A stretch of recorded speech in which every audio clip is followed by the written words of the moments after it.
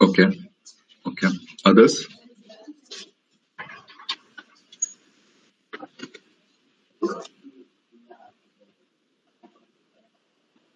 Anyone else?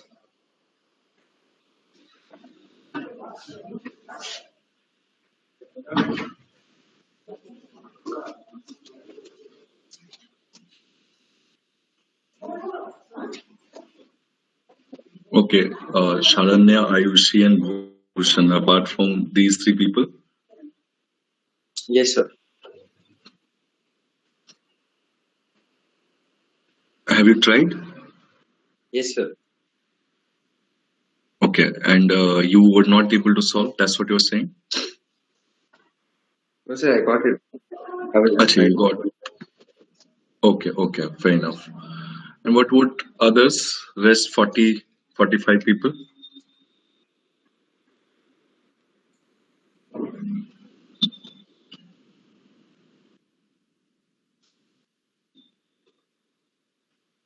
Guys, please respond. I don't want you to remain silent.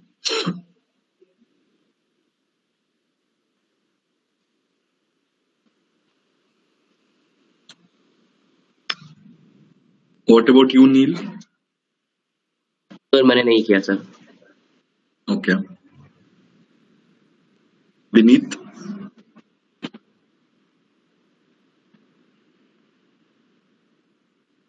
Stuti, Muskan, Gaurav? What about you people?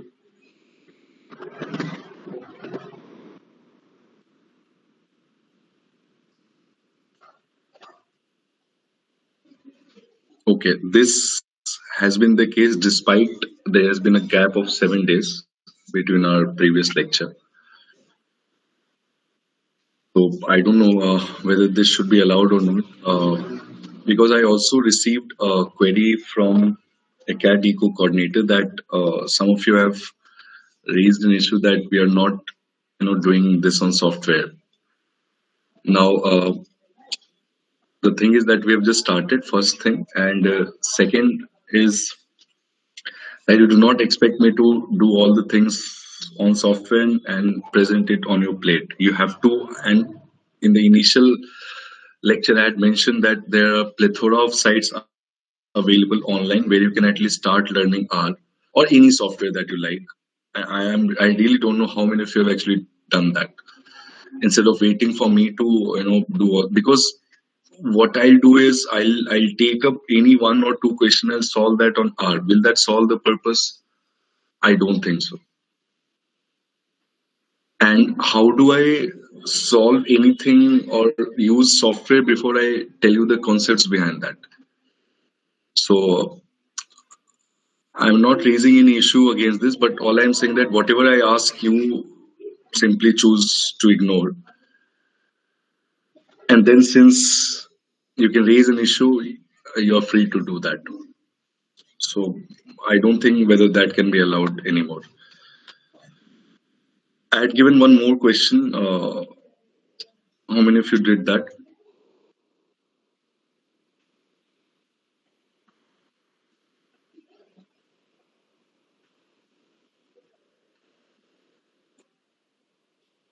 How many of you have gone through the notes that has been shared by Neil yet?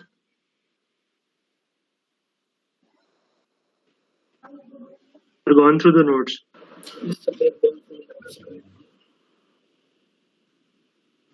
So if you've gone through the notes, then the question that I had given to solve for variance covariance matrix or multiple linear regression model, that should have been done because that is there in the notes.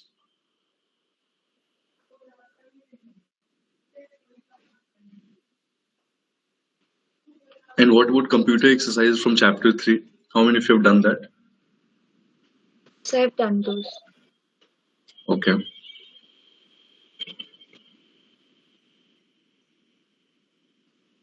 And they are fairly easy exercises. If you do not start from doing all those exercises, how do you expect me to do all the things in class? And especially when we have classes online going on, I really don't know what to say. So out of 54, 60 students, I only hear response from maximum 5 people, or let's say 10 people.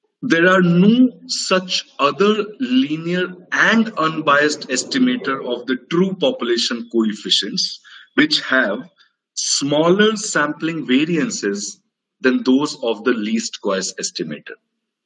So I'll again repeat this point. Gauss Markov theorem क्या बोलता है? That in the class of all the linear and unbiased estimator, in the class of all the linear and unbiased estimator. So basically आप ये समझिए कि linearity and unbiasedness is a property of the estimator. So it is not denied that there are other estimators who are linear and unbiased estimator of the true population parameters. But out of all such linear and unbiased estimators of the beta coefficients of your two population parameters, the estimators obtained using OLS, so simply let me write it as OLS estimators, have the smallest sample variances. And it is the smallest sample variances which is referred to as best. That's why it is also sometimes referred to as, we simply say that, it refers to the property which is called as best linear unbiased estimator. So where actually OLS estimators are, or play, or you can say have importance as far as all other estimators are concerned is in this part, best. That is, out of all the linear and unbiased estimator of the true population parameter or beta coefficient that we have, OLS estimators have the smallest sample variances. Meaning what? कि आपके पास other linear or unbiased estimator होंगे, पर जितने भी सारे estimators हैं which have been obtained without using OLS, all such estimators will have greater variances compared to those of OLS estimators. And it is precisely the property which is called as Gauss Markov theorem. Am I clear here? All of you? Am I clear? Yes, sir. So how do we... This talks about the best part and not the rest, the linear and unbiased estimator, right? Correct. Yeah, Gauss Markov theorem only talks about this best part. Because what it says that conditional on all the assumptions made, the OLS estimators, which are linear and unbiased estimator, OLS estimators have smallest sample variances or smaller sample variances than the class of all other linear and unbiased estimator of the true population parameter. This is what Gauss Markov theorem is all about. Is this clear? Yes, sir. Everyone? Yes, sir. Yeah. तो ये theorem है आपका. ये बात याद रखिएगा. This is a theorem. And this theorem rests on the condition, that is, I had started with this condition that provided all the assumptions of CLRM are satisfied. So ये आप हमेशा याद रखिएगा कि now, whenever we talk about violation of assumptions, it means the blue property, that is linear unbiased, तो almost समय रहता है. This blue property of the OLS estimators will take a hit. It means जो smaller sample variances की बात है, whenever there are violations in OLS or violations of assumptions as far as OLS is concerned, the OLS estimators more or less will lose the property of being called the best estimator. So it remains a linear and unbiased estimator in almost all the violations that we'll read in future lectures. But in violations of homoscedasticities, or what is called as heteroscedasticity, autocorrelation, and some other specification errors as well, the property that OLS estimators lose after such violation is in this part, that is best part, and best part is related to the variances. So ये बात याद रखिएगा कि Gauss Markov theorem talks about the smallest sample variance of OLS estimators in the class of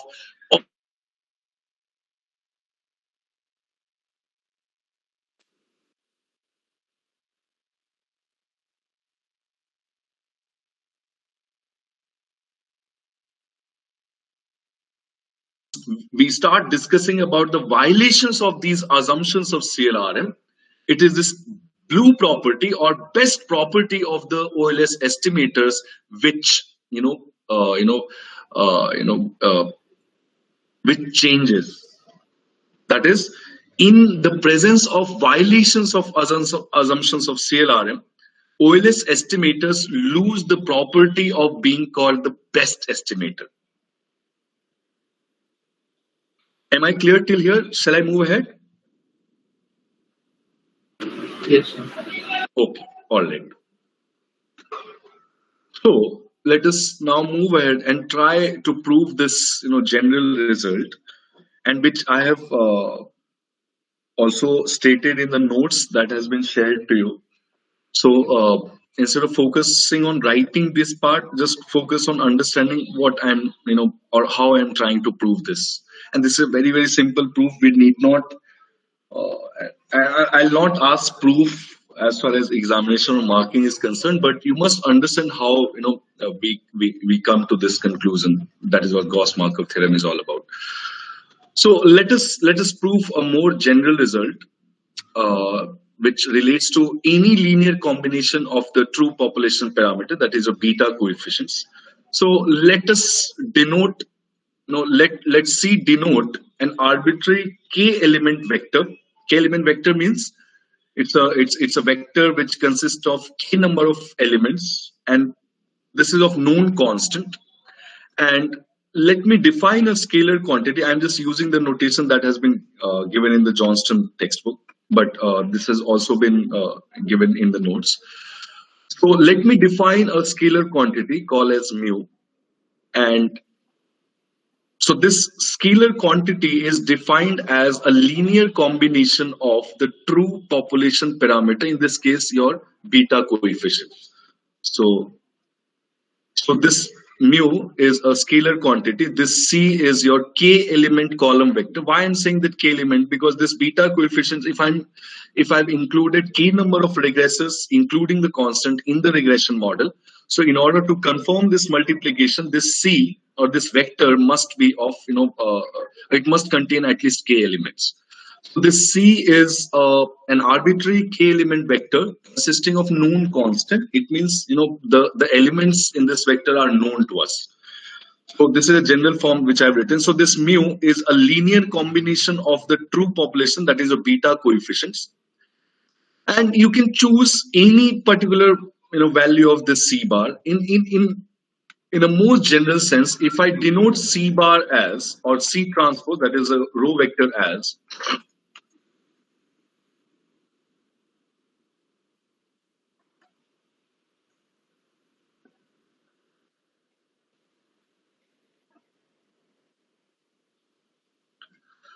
so if you now see this mu will be C prime or row vector multiplied by this coefficient. So beta naught, beta 1, beta 2, se leke beta k tak.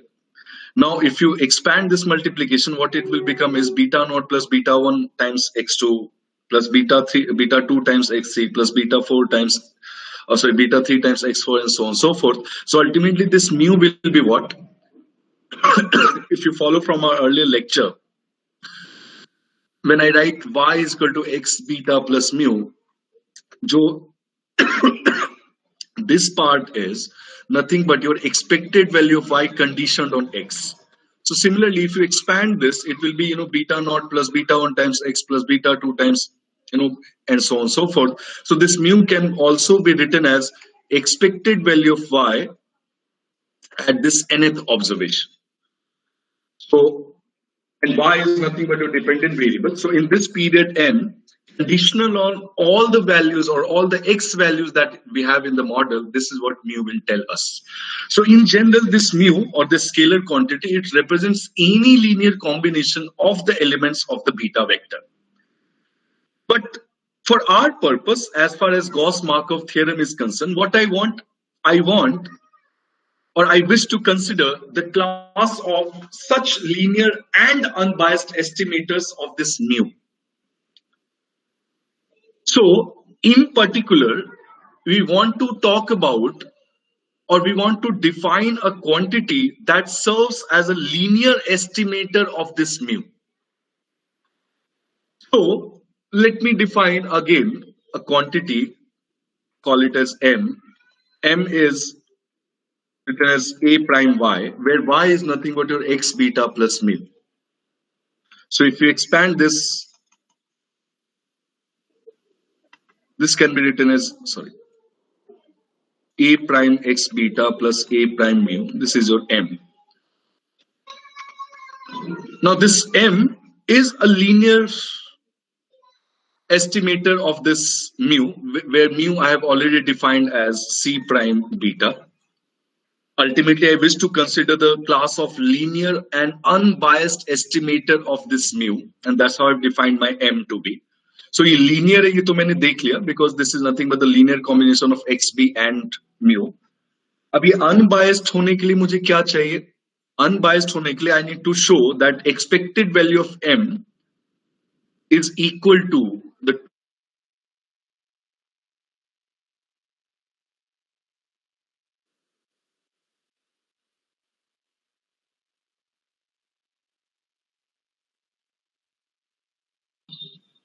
here what I have is this beta is the true population parameter, so it's a parametric constant.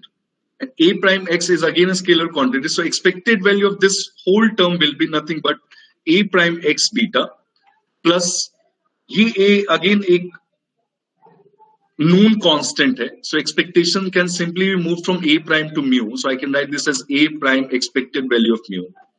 Now this mu is nothing but your error term. Ye term will be 0.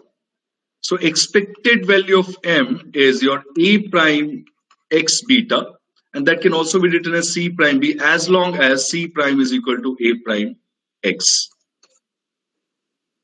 So provided this c prime, which is nothing but a row vector, is equal to a prime x, your m, which is a linear estimator of mu, which I have defined as c prime b, is an unbiased estimator. Now, in order to prove, and mind you, again, what we are doing here is we are proving the property or proving this linear combination property, or it's a general linear combination. We have not defined it to be OLS or something like that. All we are saying is that this mu, it represents any linear combination of the elements of beta. And where beta is nothing but your true population parameters, beta naught, beta 1, beta 2, and so on and so forth. Because ultimately, the Gauss-Markov theorem is about this linear combination of the true population parameters. That is, you have a linear and unbiased estimator of this beta coefficients. And out of all such linear and unbiased estimator of beta that you can have, the estimator obtained through OLS will give you the smallest sample variance or smaller sample variance. That's how we define it to be as best estimator. So now we have got unbiasedness of this m, which m again is a scalar quantity, and it serves as a linear estimator of mu, which is defined as linear combination of the elements of the population coefficient, that is of beta. So expected value of m, I get it to be a prime x times b, and which can also be written as c prime b. Again, mu was defined to be c prime b. That's why I've written like that. That unless a prime x is equal to c prime, this unbiasedness cannot be established. So as long as or only if a prime x is equal to c prime, your m, which is defined to be a linear estimator of mu, is also an unbiased estimator of mu. And now mu is what? Mu represents any linear combination of the elements of the beta vector. So now our problem here is to find this vector A, which consists of n number of elements, because it is multiplied by the data, which is your x. So in order to confirm this multiplication, your vector must have n number of elements. So the problem is now to find this n vector A, which will minimize the variance of m. That is, which will give us the smallest possible value of variance of this m, which is a linear estimator of mu. Obviously, subject to the condition that a prime x has to be equal to c prime. Now, if you actually see m, जो कि एक scalar quantity है, which is a linear estimator of mu, उसका जो mean है, that comes out to be c prime beta. If I want to express the variance of this scalar quantity m, since it's scalar, you can easily find out the variance of this scalar quantity simply, multiplying this by its transpose. Now, before that, when I express variance of a vector, I write it as expected value of x minus mean of x ka whole square. Now, here my m or x in this case is a prime x beta plus a prime u. So this is my m, minus of the mean of m is a prime x or c prime b. So the only term that is left in the expected value of m minus mean of m ka whole square is a prime u or a transpose u, which I'm which I'm pronouncing as a prime. So in order to talk about variance of m, this is m vector, I can simply write this as variance of m can be simply written as expected value of a mu or a transpose mu is the actual quantity, so I'll write it as a transpose mu, and I have to talk about the square part, because the only term that is left here is m is your a times y or a prime times y, a prime x beta plus a prime u, minus of m is or m bar is your a prime xb or a transpose xb. So a transpose xb and a transpose xb from this m will cancel out each other. The only term that will be left is a prime mu ka whole square. And now ये scalar quantity है, scalar quantity का square in matrix notation you can simply find it out by multiplying it by its transpose. So expect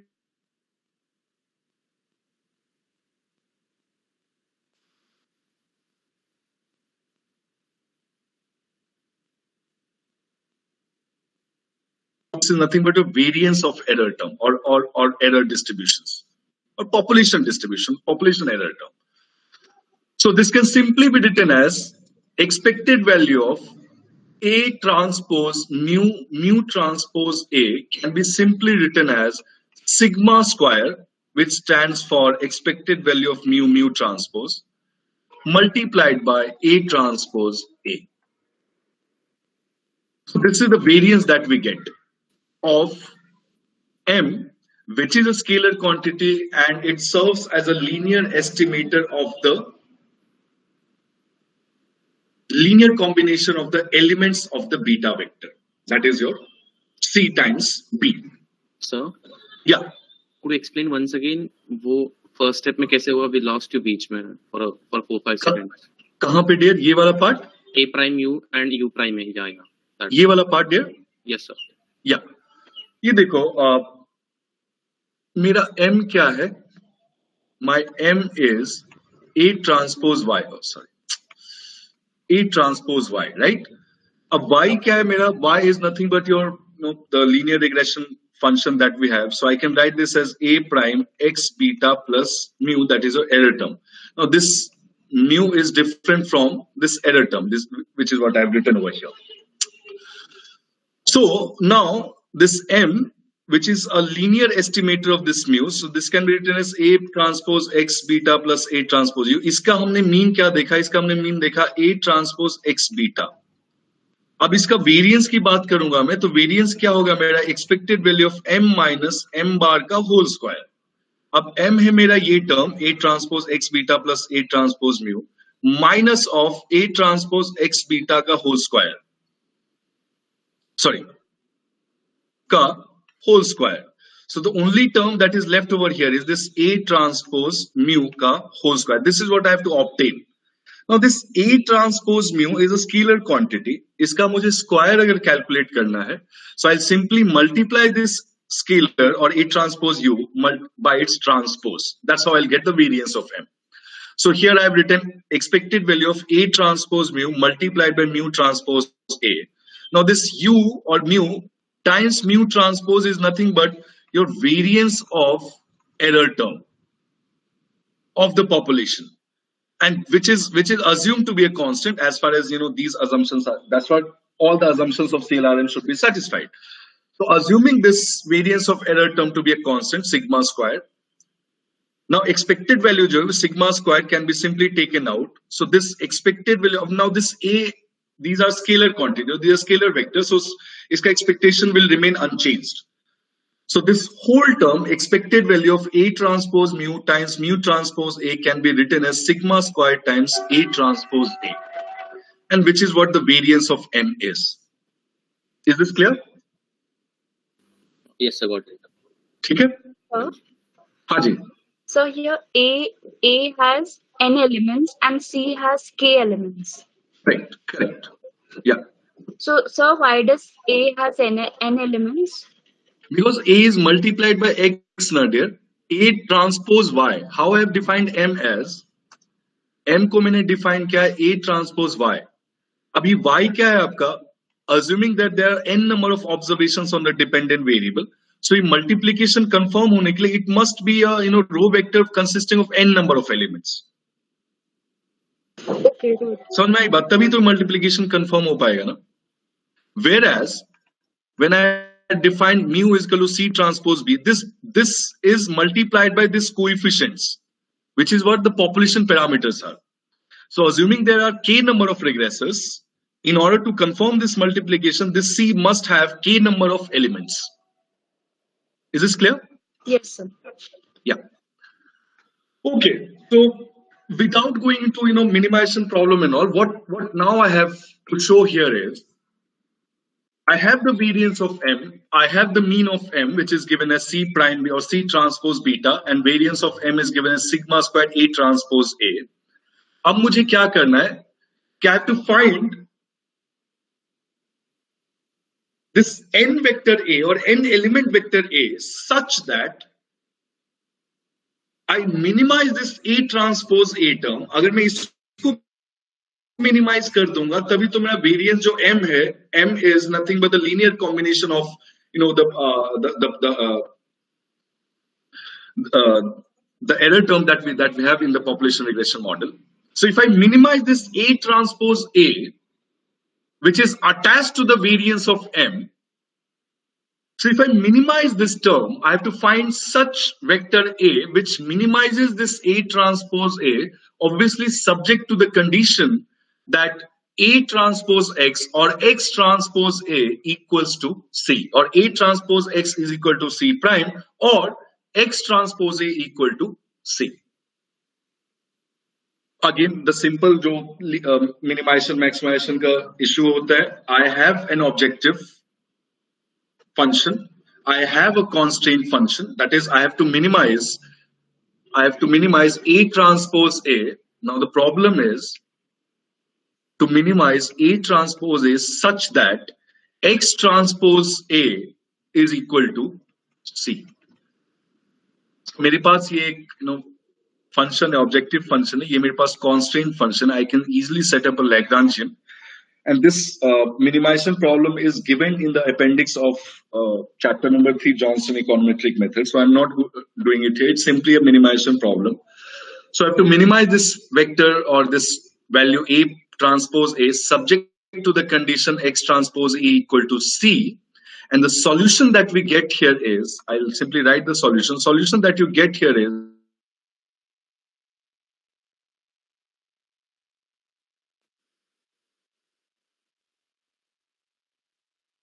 solution, or this is what the vector A, which is nothing but gets multiplied by y. So the minimization problem of minimizing A transpose A subject to X transpose A equals C gives us the solution of A as X transpose X ka inverse multiplied by C. Now if you just take this transpose, which is what this is, M is equal to A transpose Y. So when you write this M equal to A transpose Y, now ये पूरा term है, इसका transpose will be what? अगर मैं इसको A B C करूं तो C transpose B transpose A transpose, it will be A transpose. A transpose Y can be written as C transpose. X transpose X का inverse will remain the same even if you transpose it. So X transpose X inverse multiplied by X transpose Y. Now this is what your M is. And M can easily be written as C prime B. Now this B is what? This B is your OLS estimator. Now M, which we defined as a scalar quantity, that is M we wrote as A prime Y. M is supposed to be a linear combination of this Y, so it is a linear estimator. Expected value of M is equal to its true population parameter, so it's an unbiased estimator. And the minimization of variance or minimization of this variance of M subject to a given condition gives the value of A prime here as B, and that is this term. This is nothing but B value, that is OLS estimator here. Solution. So C prime B, that is M, is a linear combination of the OLS estimator. So what it says is, it proves the Gauss Markov theorem here, saying that out of the class of all the linear and unbiased estimator of the true population parameter, that is in this case beta, it is the OLS estimator defined by beta are given as solution as X transpose X ka inverse multiplied by X transpose Y, which gives the minimum variance, and hence it remains a blue, or it has a property which is defined to be as blue property, that is best linear unbiased estimator. So best in the blue property stands for minimum variance of OLS estimators out of the class of all other linear and unbiased estimator of true population parameter that we have. Is this clear?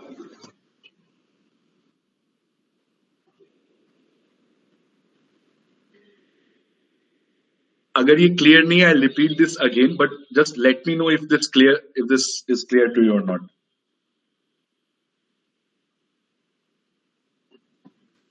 So here B is that estimator with blue property, right? There's this B. If you remember, this B is nothing but an OLS estimator, no? Yes, sir. So M जो scalar quantity जो हमने define किया था, C prime, that is C transpose B आ रहा है. ये C क्या है आपका? C is the vector of known constant. We started with this mu C transpose beta. Yes, sir. A general linear combination of the true population parameter, right? Mm-hmm. Yes, sir. है ना? And जो M हमने calculate किया, M was defined to be A transpose Y. ये जो A है, ये A, that is the linear combination of this A vector with this Y. This A gives us a solution this. और इसको जो हम सॉल्व करते हैं, we get M as C transpose B. C एक known constant है, B is nothing but a OLS estimator. So M, which we define to be the linear and unbiased estimator of the true population parameter, in this case, it was attached to this Y, and Y is nothing but we defined as X beta plus mu, right? So जो M था, जो एक linear and unbiased estimator of the true population parameter है, वो solution, that is a minimum variance solution of that M, gives us C transpose B, and B here is nothing but the Euler's estimator, which proves that out of the class of all other linear and unbiased estimator, it is the Euler's estimator which gives the minimum variance. Got it, sir. Is this clear? Yes, sir. Yeah. Is this clear to all of you? Yes. I'm not going to test on proof. Why I did it here is so that we just did a general and simple proof of Gauss-Markov theorem. अगर आप दूसरे text book को follow करोगे, लंबा सारा proof होता है. एक पहले लीनियर प्रूफ करते हैं, फिर अनबायस्ड प्रूफ करते हैं, फिर मिनिमम वेरिएंस को प्रूफ करते हैं. Why I did this proof here is just to show that this proof is very simple and it can be easily understood through the matrix notation.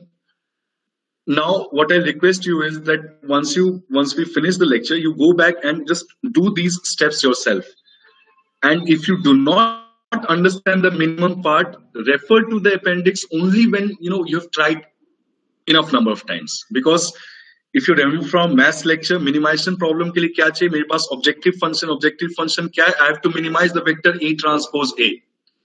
Minimize करना है. This is not an unconstrained minimization. It is a constrained minimization. So I have to minimize this vector A transpose A, subject to the condition that X transpose A is equal to C. So this is the constraint that I have.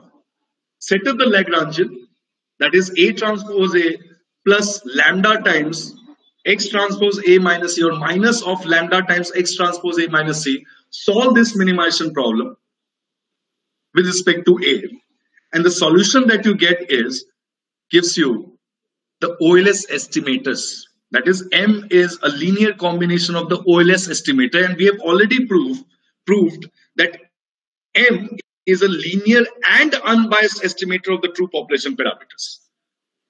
So Gauss-Markov theorem gets proven here that out of the class of linear and unbiased estimator, and this is a general proof. That is, we had started with assuming M to be or M to be any general linear estimator or linear combination of the true population parameter. We did not define M to be an estimator which is Euler's estimator. But the minimum variance solution of this general linear combination of the population parameters gives us the Euler's estimator, which is what Gauss-Markov theorem is all about. That is, out of the class of all other linear and unbiased estimator of population parameter or beta coefficients, it is the Euler's estimators or estimators obtained using the principle of Euler's, provided all the assumptions of CLRM are satisfied. And you must understand that we have utilized this property of assumptions of CLRM getting satisfied in the cases where we had defined the variance of M. That is, in this part. We would not have come from this part till here had we not assumed that errors of the population are homoscedastic. So provided all the assumptions of CLRM are satisfied, it is the Euler's estimator which gives the minimum sample variance amongst the class of all other linear and unbiased estimator. Is this clear?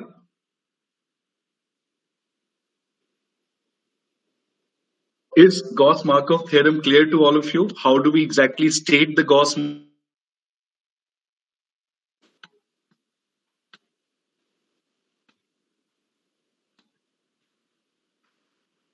At least say yes, no, maybe, I'll try. So theory part is clear, but so proving we have to. Come again, your voice is cracking actually. So the theory part is stable, but the proof of Gauss theorem we have to practice. Practice it. अगर नहीं होता है, repeat this again. But at least you try it on your own. The only part that you have to, this is nothing but I am noting all the things in vector notation. That's why you're finding it a bit tough. And the same thing when we write in the general algebraic term, we have to write, or the terms in the algebraic notation are very large. That's why I do not, prefer derivation of Gauss-Markov theorem through those methods, where we simply write in algebraic term. That is, you will define a linear combination of estimator. एक और estimator लोगे, उसमें prove करोगे कि जो variance of other estimator है is greater than the variance of OLS estimator. Again, same thing we do, but the notations are a bit simpler. That's why. But if you practice this, or if you understand this derivation, it will be much easier for you to understand and memorize for a long time. But as far as examination is concerned, I'm not going to ask these derivation. Not a single derivation and proof I'll ask in the examination. That's for sure. Okay, shall I move ahead?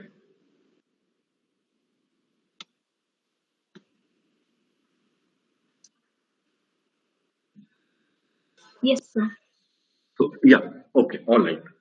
So after we have understood, or after we have covered OLS estimators, that is, we have talked about the algebraic property of OLS estimators. In the last lecture, we talked about the statistical properties of OLS estimators.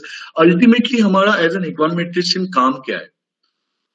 आप एकदम simple logic follow करो तो हम क्या बोलते हैं कि भाई देखो ये मेरा एक पॉपुलेशन रिग्रेशन फंक्शन है, क्योंकि ये मुझे नहीं पता है इसलिए मैं इसको एस्टिमेट करता हूं इससे. Or in some notation, you also find it written like this. Simple. So since I do not know this PRF, which is also called as population regression function, I estimate this using sample regression function. Now this is a sample regression function, so it means I must find out the value of this B, which is nothing but your estimator. And the method that I use is your OLS or OLS estimator. So जो OLS estimation के through or the method of OLS के through जो estimator आता है in beta का, that comes out as X transpose X inverse X transpose Y. And this B, if you see logically, depends on the sample observation of X and Y. It means if you change the sample observations as far as X and Y, that is your dependent and independent variables are concerned, your values of B is also going to change. It means it's a random variable. So if it's a random variable, it means there is a distribution of this random variable. और अगर distribution है, तो इसका मैं mean और variance तो निकाल लूंगा. That is, I must find out the mean of B and variance of B. अब मुझे distribution से क्या पता करना है? मुझे डिस्ट्रीब्यूशन से पहले तो ये पता करना है कि ये जो B है और this OLS estimator has come from the same population which is represented by this beta. This is the first and foremost thing that you have to ensure. That is, B has come from the same population distribution which is represented by this beta. It means ये जो मेरा OLS estimator है B, this must be an unbiased estimator. That is, if I average out all the values of B which I get depending on the sample observations, the average of all such B must be equal to the true population parameter. And in that case, we find expected value of B, which is nothing but mean of B, as beta. And that's why we say this to be an unbiased estimator. Now, once I've obtained B, or once I've obtained average value of B as beta, the variance of B I can easily obtain. And which is what we calculate.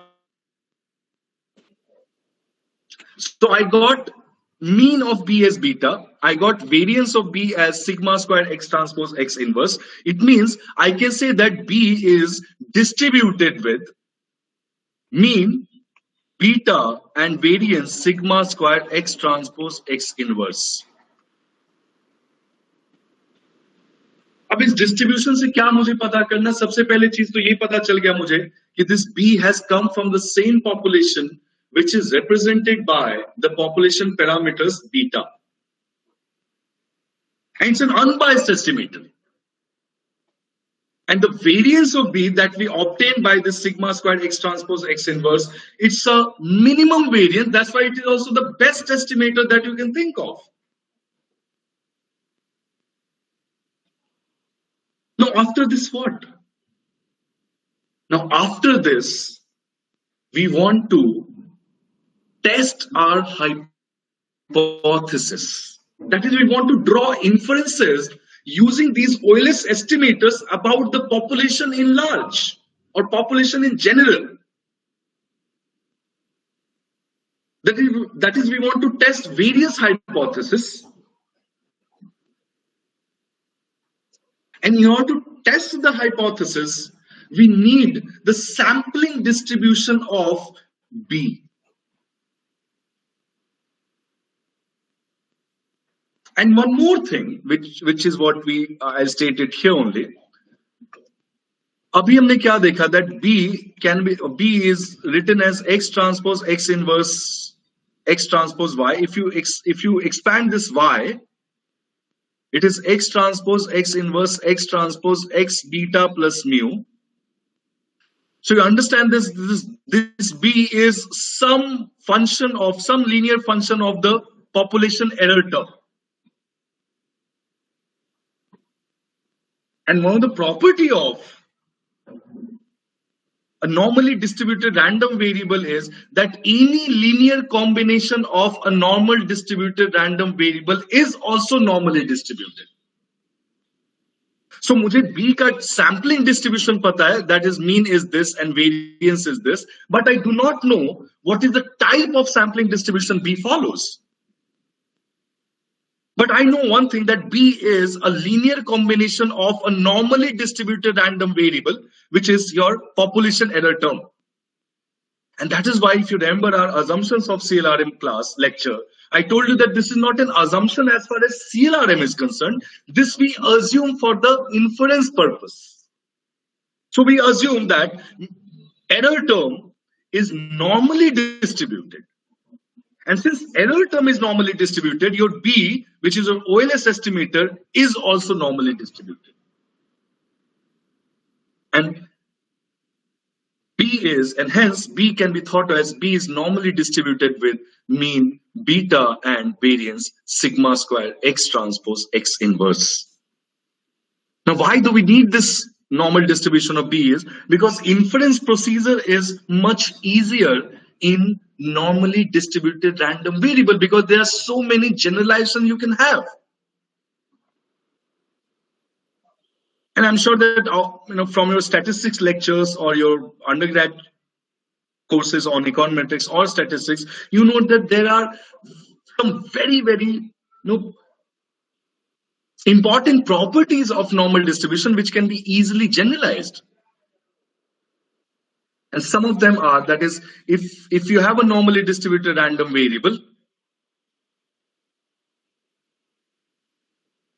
which is denoted by mean vector mu, and if you take one standard deviation to its left and one standard deviation to its right, this will contain approximately 68% of the observation. Similarly, if you take two standard deviation towards the right and two standard deviation towards the left, this whole area will contain almost 95% of the distribution. And if you take three standard deviation to its left and three standard deviation to its right, it almost contains 99.95% of the distribution. That is almost equal to 100% of the distribution. And that's why you say that for a normally distributed random variable, your range is equal to 6 times standard deviation of the distribution. Because 3 standard deviation here, 3 standard deviation here, this is equal to 6 times standard deviation. Range of a normally distributed random variable is almost 6 standard deviation, which covers almost 100% of the observation. And also thumb rule which we follow, that if your t value or z value is closer to the value 3, greater is the chance of rejection of your hypothesis. Because जितना ज्यादा z का value और t का value 3 के नजदीक है, it means उतना ज्यादा आप डिस्ट्रीब्यूशन के उस साइड हो. That is, you are not counted within the distribution area. And that's why we follow a thumb rule. I'm sure that आप जब hypothesis testing आपने undergrad में किया होगा या statistics में किया होगा, you simply follow this thumb rule. The closer the value of t or z to 3, greater is the chance of rejection of null hypothesis.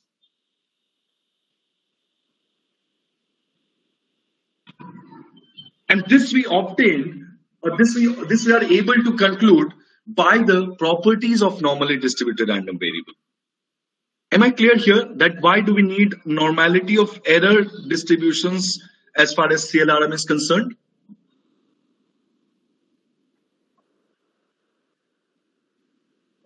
Am I clear here, dear? All of you? Yes, sir. Do you understand the relevance of assumption of normality of error term? It is only there for the inference procedures. Inference procedures means what? It is only there to find out or to draw an inference about the population parameters using the OLS estimators, because once you have the normality of the error term, since these OLS estimators are a linear combination of such error distribution, so you can easily apply all the properties of a normally distributed random variable. Is that clear?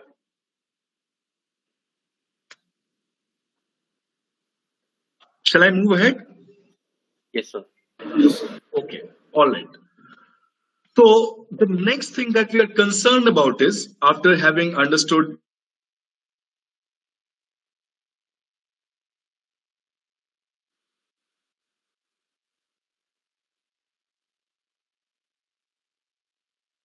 linear hypothesis, about whom?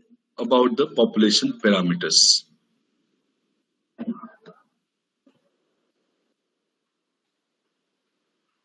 अब एक simple example लेते हैं. I'm sure that you will understand what we mean by testing linear hypothesis or beta. Suppose you write your population regression function as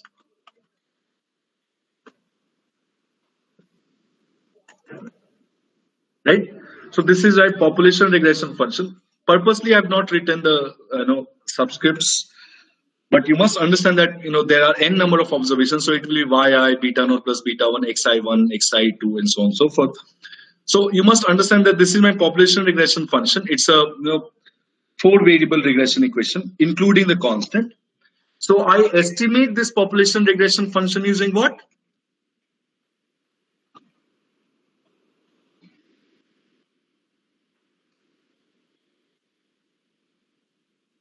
Right? So this becomes my sample regression function. Now, kitni type of hypothesis I can think of? Hypothesis means what? Hypothesis means hypo is under and thesis is what you're trying to prove. So till the time you prove your thesis, it remains a hypothesis. That is under thesis. So let us say, ये मेरा population regression function है. This is what I have started with, and this is my sample regression function. But what I think is, or what I think, from various research that I do, what I think is that this first term after this constant term, that is beta 1, is equal to 0. And I'm not going to, nitty-gritties of hypothesis. I'll assume that you know about null hypothesis and alternate hypothesis, so I'm not going to deliberate on those aspects. So this is my null hypothesis.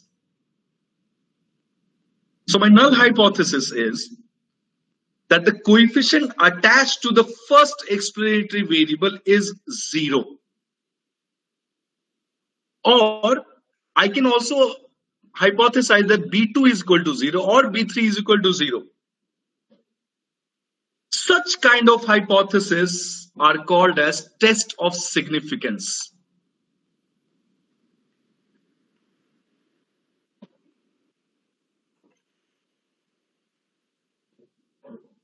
That is, we actually want to test whether the coefficient attached to the x1 or x2 or x3 or others is statistically significant or not.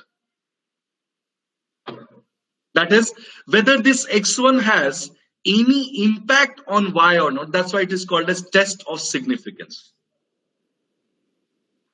Whether this beta 1 or beta 2 or beta 3 is statistically significant. Whereby statistically significant means what? Whether it has any impact whatsoever on y. So this is one type of hypothesis that we start with. So I can generalize this by saying that I can write this as beta I equals 0. ठीक है? ये first type of hypothesis हुआ. Second type of hypothesis कैसा हो सकता है? Instead of 0, I can say that my null hypothesis is that beta I takes a specific value denoted by beta I naught.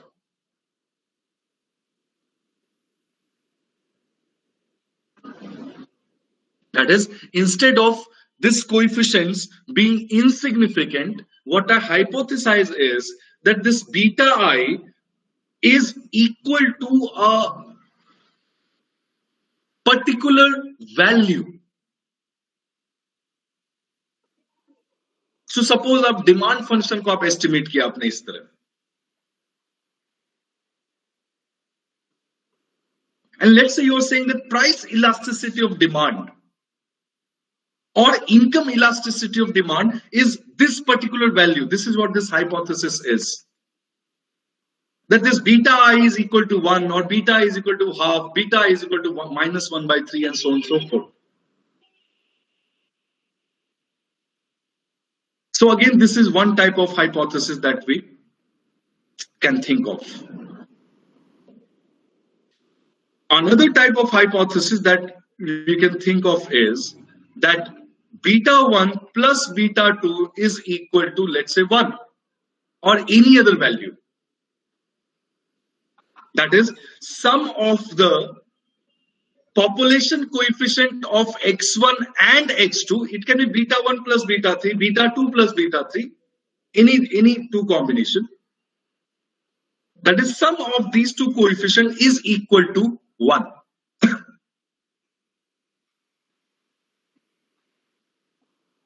एक बहुत ही जनरल एग्जांपल आपका Cobb Douglas production function. Suppose आपने Cobb Douglas production function को estimate किया using OLS, and then when you want to check whether this Cobb Douglas production function exhibit constant returns to scale or increasing returns to scale or decreasing returns to scale. The example of a Cobb Douglas function having constant returns to scale, that is, we simply write like this: a k to the power alpha 1 minus alpha. So example of a Cobb Douglas function having constant returns to scale is that this coefficient, obviously if you want to estimate this Cobb Douglas using linear regression, you have to first transform this in the in the linear parameter function. So you write this log y is equal to log of a plus alpha times log of k plus 1 minus alpha times log of l. Now this alpha and 1 minus alpha is nothing but your beta 1 and beta 2. So CRS अगर आपका होता है production function, we simply say that alpha plus 1 minus alpha is equal to 1. It means it's a constant, or it exhibits a constant returns to scale.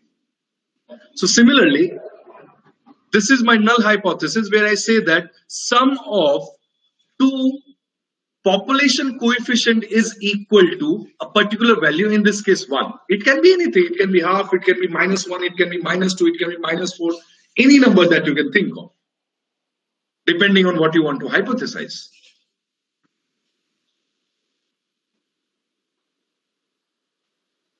Then a very frequent hypothesis, which is what you might be familiar with, It is called as test of overall significance. In that case, what we want to check, what we say here is, in the test of overall significance is, that in this case, since I have these three number of explanatory variables, ultimately beta naught does not explain the movement or variation in y. It only gives you the level of the series. So the another type of hypothesis which we can think of as is that combinedly beta 1 equal to beta 2 equal to beta 3 is equal to 0. That is, all these individual regressors are statistically insignificant. That is, the variation in y is not explained at all by any of the regressors that have been used in the model. It is also sometimes referred to as test of overall significance. And I'm sure that you're perfectly aware that such type of test, we generally, test this by using F-test, what is also called as ANOVA, or analysis of variance. Because ultimately I'm talking about the explained sum of squares as a proportion of the total sum of squares.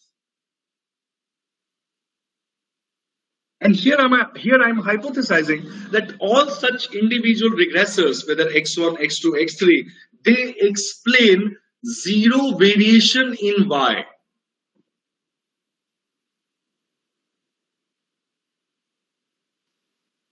Another type of hypothesis you can think of as simply that, if you have two explanatory variables in the model, in this case beta 1, beta 2, beta 3, or x1, x2, x3, your hypothesis can be thought to be as beta 1 equal beta 2, or it can in other way written as beta 1 minus beta 2 is equal to 0.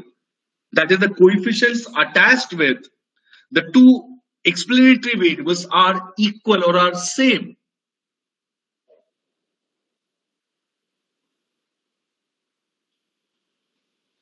So ultimately, these are all the hypotheses about the population parameters, which we do not know or which we do not have any idea about. But how are we able to test these hypotheses is precisely using these OLS estimators that we have obtained. And it is precisely drawing these inferences out of OLS estimators we need the sampling distribution of these OLS estimators. And in order to talk about sampling distribution of these OLS estimators, I must have the mean and variance of these OLS estimators, which is what we have got.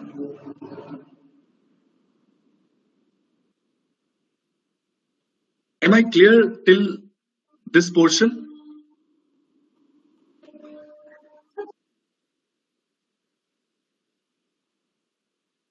Which part? The second hypothesis, that is beta not equal to some particular value. So what it says there is that instead of beta not equals 0, or it attains one particular value. That is, you can think of saying that beta naught or beta 1 equals to 4, or beta 1 equal to half, or beta 1 is equal to 3. That is, you are saying, जैसे Keynes ने जब वो consumption function determine कर रहे होंगे, तो let's say Keynes says that, let me right it here, that C is equal to alpha plus beta y plus error term E. So this second type of hypothesis, so Keynes, let's say that beta is equal to 0.75. Some other researcher comes up and says, no, this is a very high value of marginal propensity to consume. This beta is equal to 0.5. So you're attaching one particular fixed value to the population parameter which you do not know, and you want to draw this, or you want to test this hypothesis, whether this is actually equal to this or not. Am I clear? So test of significance था कि beta is equal to 0. That is ये जो beta है which is attached to this explanatory variable is insignificant in explaining anything or any variation in y, which is why it is called as test of significance hypothesis. But in this case, I am attaching one particular fixed value to the population parameter, and I want to test this hypothesis using the sample observations that I have got. That is using the OLS estimator that I have obtained. Am I clear? Is this clear to all of you? अभी हमने simply discuss किया है कितने type के hypothesis हम समझ सकते हैं और टेस्ट कर सकते हैं using these OLS estimators. Is there any doubt till here? If there is, I'll address this here and then I'll move ahead.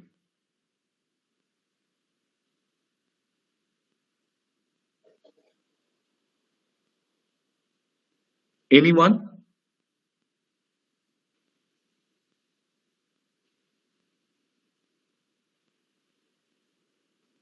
No doubt. Shall I move ahead?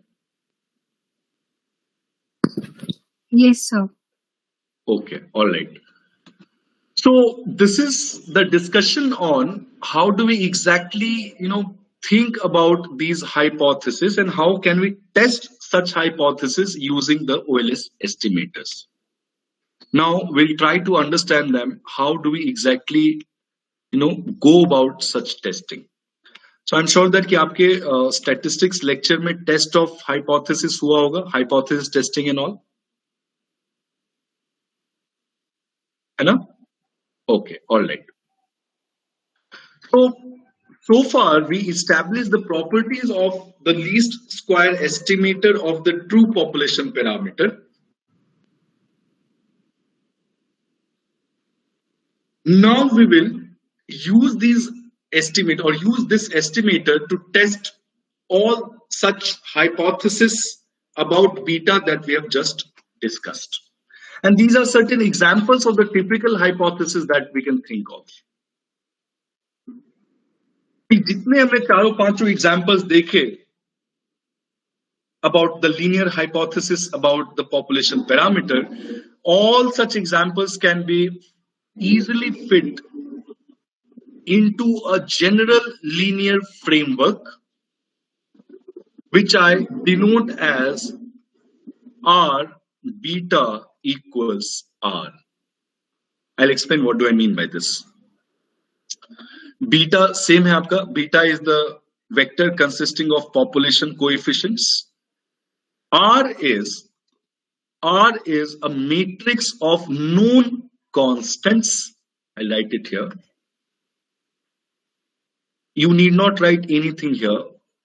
R is a matrix of known constants with dimension as q times k, where q is less than k. So q is your number of rows, k is your number of columns. ये R एक ऐसा matrix है जो कि known constant है. Known constant means this is known to you, and it's a matrix consisting of those known constants. Dimension क्या है इस matrix का? The dimension of this matrix consists of q and k. Q is your number of rows and k is your number of columns. And you must understand this beta, अगर ये matrix multiplication है, so beta का जो dimension होगा वो k times 1 होगा. Is this clear? Because otherwise ये matrix multiplication नहीं हो पाएगा. ठीक है, so R is a q by k matrix of known constant with q less than k, and this R is a vector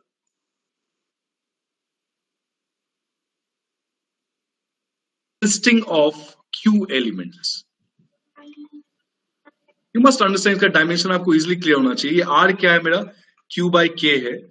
Beta क्या है? K by 1 है. So जो multiplied matrix over, which is nothing but R, will have a dimension Q by 1. So this R again is a vector of Q elements and a known constant. So all the 5 examples of linear hypothesis about the population parameter that we just discussed can easily be fit into this linear framework. Now let us understand this very अच्छे से इसको समझना, because once you understand these steps, तुम्हें कभी hypothesis testing में दिक्कत नहीं होगी as far as econometrics is concerned. Yeah, you can form your own hypothesis. So let us now move ahead and try and discuss all these one by one. So अभी हमने क्या देखा कि जितने टाइप के hypothesis है उन सबको I can explain, I can fit them in this general linear framework where this R is your matrix of known constant of dimension Q by K. Beta is the matrix of your coefficients, population coefficients, and R is again a vector of known constant having Q number of elements. So जितने भी null hypothesis अभी हमने देखा, all these null hypotheses, they determine the relevant elements in capital R and small r. I'll repeat. All the null hypotheses about the population parameter, ultimately they determine the relevant elements in capital R or in the matrix R and vector R. For example, let us take the first case, that is your null hypothesis was your beta I equals 0, that is a test of significance hypothesis. और हम example जो हमने consider किया ऊपर उसको लेते हैं, that beta 2 is equal to 0. ठीक है? अब ये देखिए ये beta 2 equal to 0 को मुझे इस framework में fit करना है. तो यहां से तो मुझे समझ में आ गया कि R जो है वो 0 होगा. So R is 0. Beta 2 is nothing but the multiplication of this R times beta. अब बीटा मेरा क्या है? बीटा है मेरा बीटा नॉट, बीटा 1, बीटा 2. ठीक है? This is my beta multiplied by R. R क्या है आपका? R is a matrix of known constant having dimension Q by K. It means K क्या है हमारा? 3. It means it must have 3 number of elements in the row vector. और since ये is equal to 0 है, that is I have single element, it means this R must have only 1 row and 3 number of columns is equal to 0. अब मेरा null hypothesis क्या है? Beta 2 times 0. It means beta naught multiplied by this plus beta 1 multiplied by this plus beta 2 multiplied by this must be equal to 0. It means R must be or must look like something like this.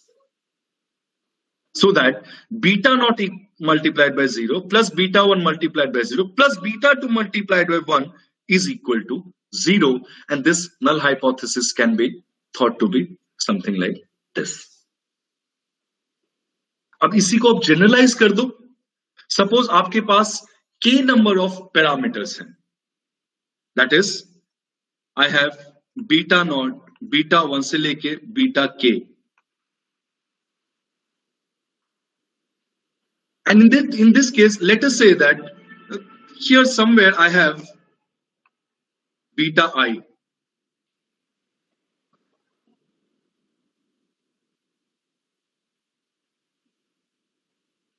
So what it means? अगर मैं prove कर रहा हूं कि beta equal to 0 है, it means जो R जो मेरा मैट्रिक्स है which will consist of k number of columns, only ith column will consist a term 1 and rest all the term will be 0. And then finally here you'll have 0. So beta naught multiplied by 0, beta 1 multiplied by 0, beta 2 multiplied and so on. Finally beta I multiplied by 1, sari equals to 0. So this is your testing of or significance test or test of significance hypothesis. अब इसी same way में we'll try to generalize the next three null hypotheses that we had talked about. So next hypothesis मान लीजिए मेरा है that beta I is equal to 4. Again सब कुछ same रहेगा इसमें, बट जो R जो एलिमेंट है R वो यहाँ पे 4 हो जाएगा. Taking the example ahead again, suppose मैं बोलता हूं that beta 2 is equal to 2. So मेरा क्या होगा ये 0 0 1, this is my R. Beta naught, beta 1, beta 2, this is my beta, and this is equal to 2, this is my R. So this is my second hypothesis that we had talked about. Third hypothesis क्या है? Third hypothesis है, मान लीजिए third hypothesis है मेरा that beta 1 plus beta 2 is equal to 1. It means what? It means beta naught के जगह पे 0 होगा, 1 1, beta naught, beta 1, beta 2 must be equal to 1. So beta naught multiplied by 0, beta 1 multiplied by 1, so beta 1, plus beta 2 multiplied by 1, so beta 1 plus beta 2 must be equal to 1. And the fourth hypothesis that we had talked about, that beta 1 is equal to beta 2 or beta 1 minus beta 2 is equal to 0 can be easily incorporated. Beta 1 की जगह 1 रख दो, beta 2 की जगह यहाँ -1 रख दो और यहाँ पे 0 रख दो.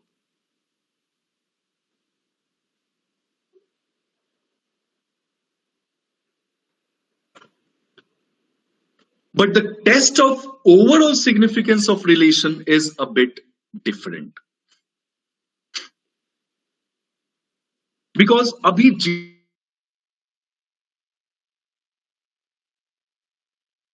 all such examples fit into the example where Q, that is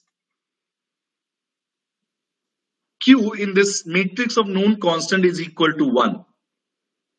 That is, they all are example of simple hypothesis. Beta not equals 0, beta 1 equals 0, beta 2 equals 0, beta not equal to 1, beta not plus beta 1 equal to a value, beta 1 plus beta 2 is equal to a value. They all are example of a simple hypothesis. But when you think of the hypothesis that combinedly all the k number of regressors that I have used in the model, they are combinedly equal to 0. It is not saying that beta 1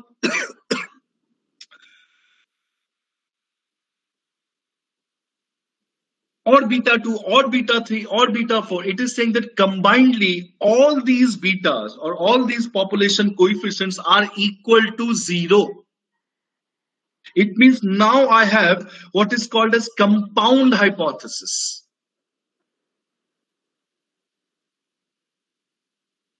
Now how do I fit hypothesis in the R beta is equal to R form?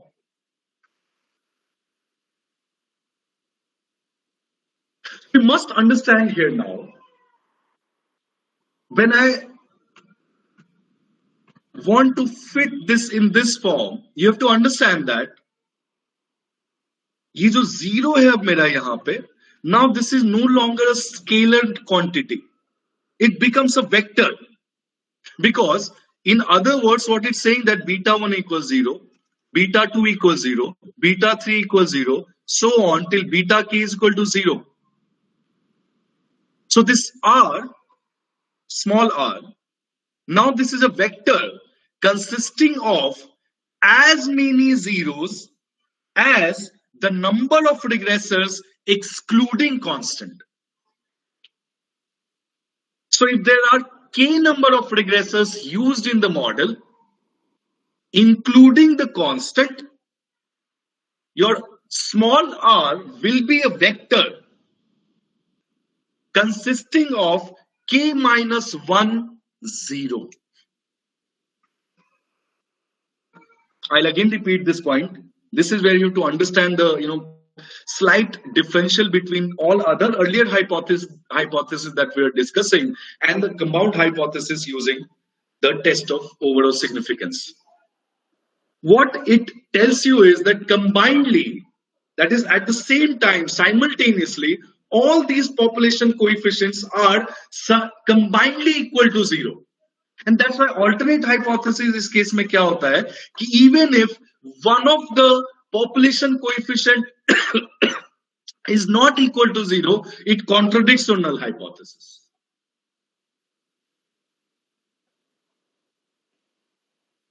So जो मेरा r है, that is smaller r, that is a vector r, now it consists of k minus 1 number of zeros. So automatically what it means here is that this beta, which will only, this beta consists of k number of elements, including the constant. Now, in order for this matrix multiplication to make sense,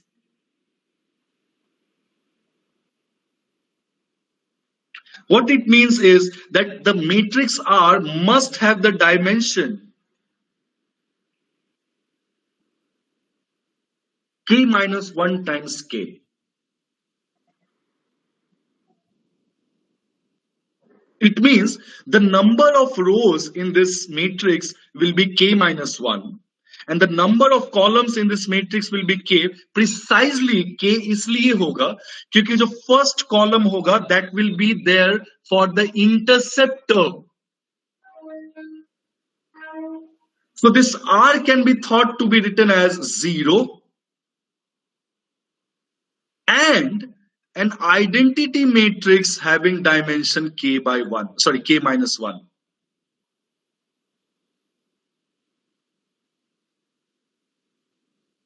And you can simply calculate this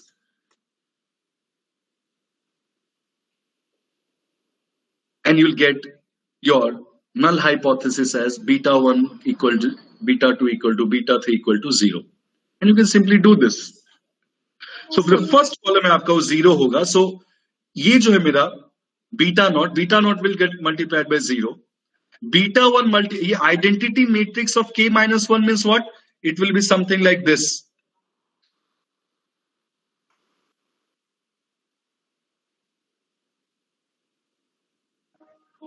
और हर एक यहाँ पे 0 है. It means, and now it gets multiplied by this term. So beta naught get multiplied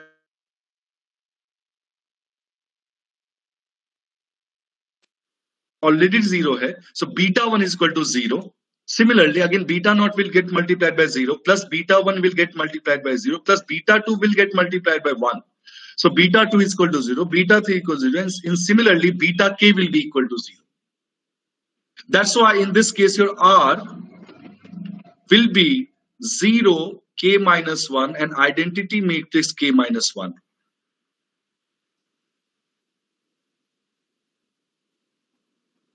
Am I clear at this point, all of you? Sir, Haji. so I didn't get why it is k minus 1. k minus 1 इसलिए dear क्योंकि जो overall significance है जो मेरा वो मेरा intercept को हटा के क्योंकि intercept does not give me the variation in y. You understand the term, it says the test of overall significance of relation. So if I write my population regression function,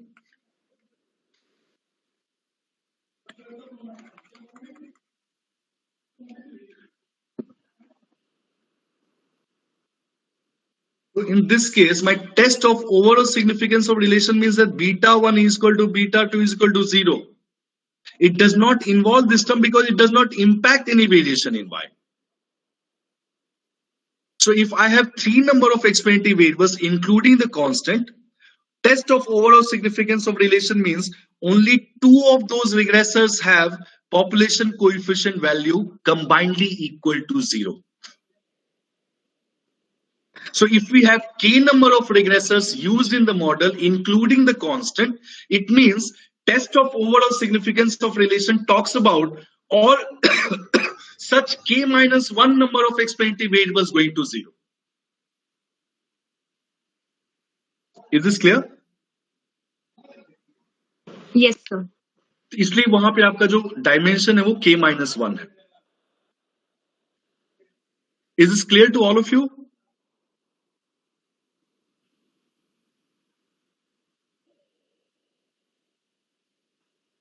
Guys, is this clear to all of you? अगर दिक्कत है तो I'll repeat this point again, but please at least speak up.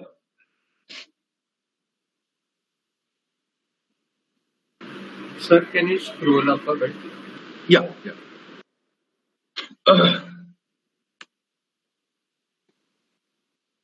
और करूं? No, that's fine.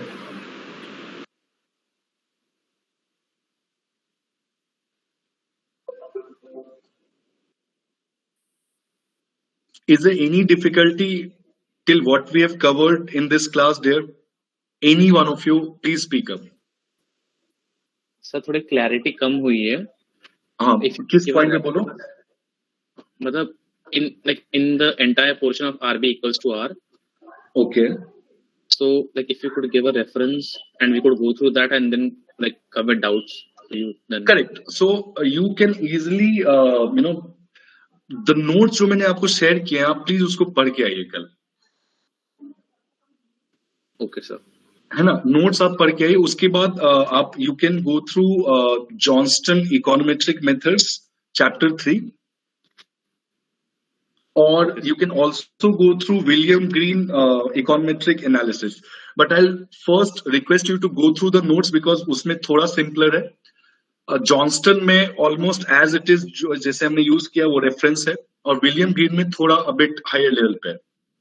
So first I'll request you to go through the notes, then go through the Johnston econometric methods chapter 3, almost last portion पे, and I'll take from this portion only in the next class. That is in the next class.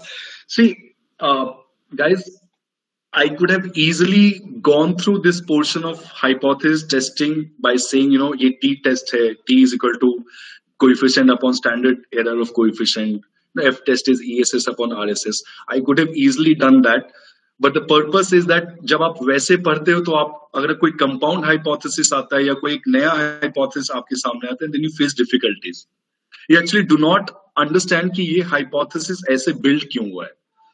So just bear with me and once you grasp this portion of hypothesis testing, trust me, you'll never have to go back again and refer to any textbook as far as forming your own hypothesis and कौन सा test use होगा, क्या उसका degree of freedom होना चाहिए, क्या numerator का degree of freedom, कहाँ पे एफ टेस्ट, कहाँ पे टी टेस्ट, कहाँ पे हम दोनों यूज कर सकते हैं. So the purpose behind taking this hypothesis testing using matrix notation is the same. और एक और चीज आपको समझना है कि जितना भी हम हाइपोथेसिस का एग्जाम्पल लेते हैं as far as our courses are concern, they all are example of linear hypothesis. Because ultimately you see जब are that is nothing but a linear combination. So जो आपका small r vector है, that vector is nothing but the multiplication of a matrix with a vector of coefficient. So ultimately what hypothesis that we understand or that we read as far as our courses are concerned, they all are examples of linear hypothesis. So once you understand, such linear hypothesis, you'll face absolutely no difficulty. कैसा भी आपको hypothesis घुमा फिरा के दे दे, you'll be able to solve each and every one of them. And this is the precise purpose behind it. So after this class, we have class tomorrow, so you do not have time, and that's a good part. So that अगर थोड़ा gap हो जाता है तो आप भूल जाते हैं चीजों को. So first you go through the notes. And notes और जॉन्स्टन दोनों सिमिलर है, और अगर आपको नोट्स से अच्छे समझ में आ जाता है, then you can read from William Greene econometric analysis. So I stop here. I'll start from this point onward only in the next class, and I'll finish with hypothesis testing. And after that, I'll take 2 lectures on solving these computer exercises, especially on R. Please don't expect me to teach you R again. So what I'll do is I'll solve these computer exercises, or I'll take any example where we can solve such example using these software. But आप कोई भी online sources से या बहुत सारे आपको books मिलेंगे. एक बुक है applied econometrics with R. It's a very good book. बहुत ही सेल्फ एक्सप्लेनेटरी. आप प्लीज उसको गो थ्रू कीजिए so that you are able to write vectors, matrices, numbers, cells on R yourself, because teaching R will be a bit tough from scratch. So what I'll do is I'll solve these problems using R, but जो उसका basic symbols है या basic notation है जैसे हम software use करते हैं वो आप please पढ़ के आना. So tomorrow I'll finish with hypothesis testing. That will more or less finish the assumptions and various or you can say all the related concepts of OLS as far as assumptions are concerned and finding out these estimators are concerned. So next 2 class I'll specifically have on solving these questions and interpreting the coefficients. We'll take various examples. So I at least intend to solve 5 or 6 questions in the next 2 class. After class tomorrow. So I'll finish with hypothesis testing tomorrow. And in the meanwhile you can start solving exercises on your own. So I'll stop here. Just take care of yourself and all others around you. Time is really tough, and just stay safe, all of you. Excuse me, sir. Haji, yeah. I have a few questions. Haji. So here R को हम ऐसे क्यों नहीं लिख सकते जैसे हमने पहले लिखा था? हमें आइडेंटिटी मैट्रिक्स इंट्रोड्यूस करने की क्यों जरूरत है? I can just 0, 1, 1 till k minus 1 terms. But that will be just a single hypothesis now, you see. It is when you expand the R times beta, if you only have a single row, that will only have a single hypothesis. But this is a compound hypothesis. It says that combinedly at the same time, beta 1 equals 0, beta 2 equals 0, beta 3 equals 0. So it's a vector of zeros that you're talking about. जब हम simple एक रो में लिखते हैं, that is, so beta naught multiplied by 0 plus beta 1, so वो plus वाला term only gives you a single term. Am I clear? But यहां पे जो मेरा R beta is equal to R है या जो मेरा हाइपोथेसिस है वो कुछ इस तरह है.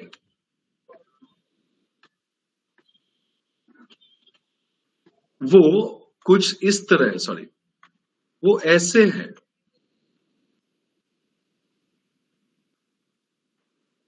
वो ऐसे नहीं है.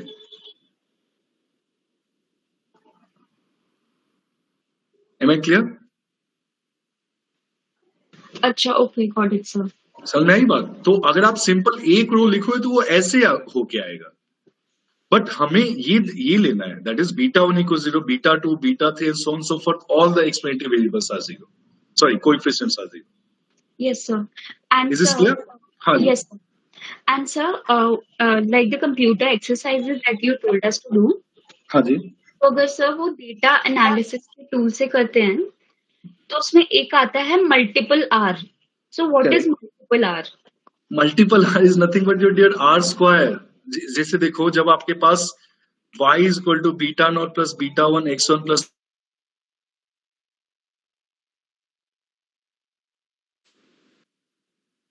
So you're not audible. am I audible now? So now you're audible. Yeah.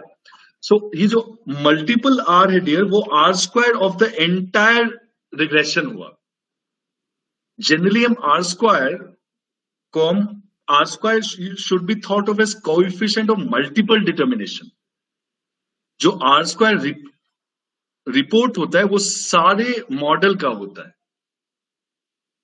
Bivariate के केस में बाईवेरिएट जब हम सिंपल लिखते हैं उसको हम आर स्क्वायर सिंपली अटैच करते हैं कि एक्स कितना एक्सप्लेन करता है वाई का. But when you talk about multiple R, that coefficient of multiple R is कि ओवरऑल x1 x2 x3 जितने भी आपके पास एक्सप्लेनेटरी वेरिएबल है वो कंबाइंडली मिला के कितना एक्सप्लेन करें y को.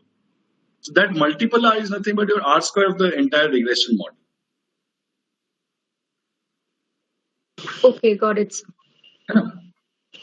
And so हम अगर किसी भी टेस्ट को चेक करते हैं whether we need to reject it or do not reject the null hypothesis, can we always ignore the t statistic value and just comment through the p value?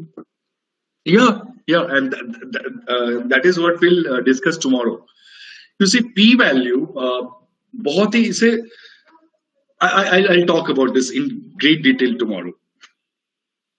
Okay, sir. And p value is probability value of the statistic that you generate. I'll talk about this. Don't worry. Okay, thank you so much, sir. Yeah.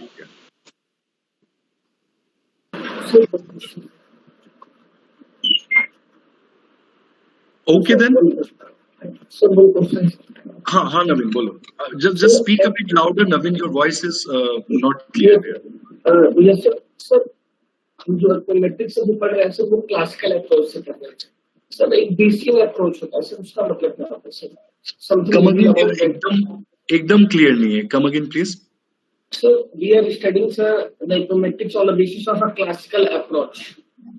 Okay. We are following sir एक और approach होता है Bayesian approach sir, उसका मतलब sir थोड़ा सा Bayesian आपने Bayes theorem पढ़ा है 12th में?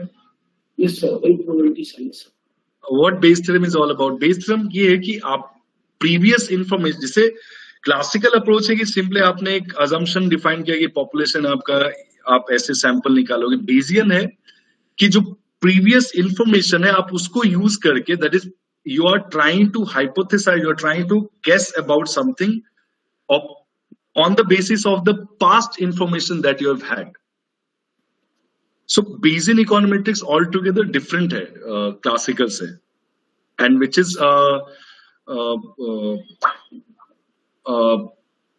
क्या बोलते हैं उसको, which is an altogether subject on its own, Bayesian econometrics.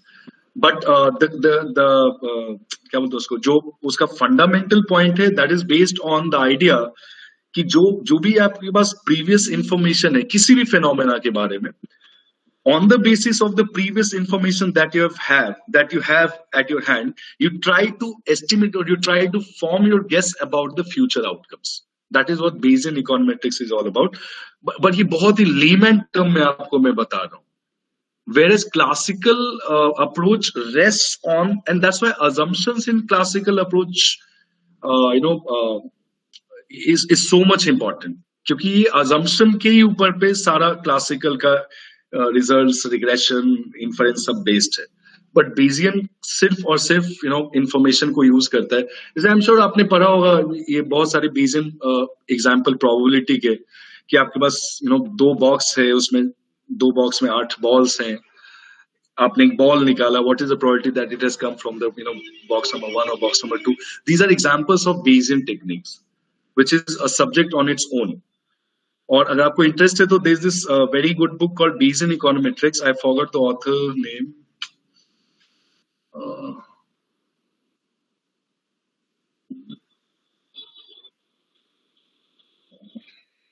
I'll tell you by tomorrow. This very very very good textbook, Bayesian Econometrics.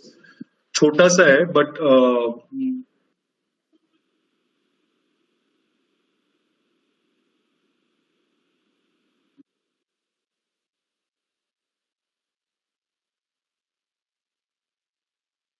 if you and in master's courses you'll find references to Bayesian econometrics just as a module or something like that, but it's a very vast course.